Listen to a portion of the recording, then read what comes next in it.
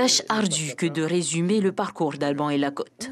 Diplômé des ponts et chaussées dans les années 60, de retour au Fénois, c'est une Polynésie en pleine effervescence qu'il retrouve. Avec le CEP, tout est à construire. Il sera l'instigateur d'innombrables chantiers.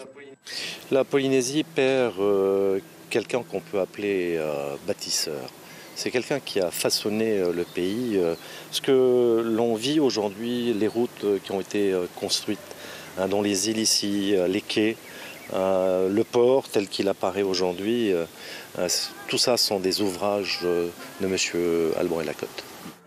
À la tête des travaux publics, on construit sous son impulsion dans presque toutes les îles de 64 à 84, année où il intègre le premier gouvernement autonome sous la présidence Floss.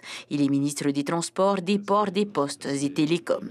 Lui, ça a été un modèle, un exemple de la réussite de nos jeunes qui revient de grandes écoles de France. Et je crois que nous lui devons beaucoup, en tous les cas.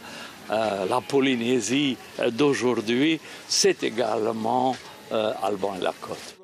Ce travailleur infatigable siège aussi dans différentes institutions et au sein de nombreux conseils d'administration.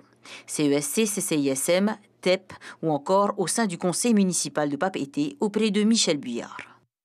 C'est quelqu'un d'extraordinaire, de très cultivé, très intelligent et nous étions fiers de l'avoir comme compagnon.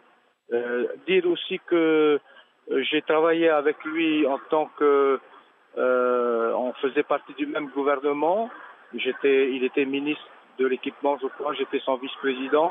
Ensuite, je l'ai appelé auprès de moi au niveau de la gestion de la municipalité. Et à l'époque, nous étions une équipe sacrément dynamique. Il se distingue à la pêche au gros, sa passion, mais est aussi distingué dans les ordres de Tétinouis, des palmes académiques et de l'ordre national du mérite pour son implication dans la jeunesse, les sports, le culturel et l'associatif.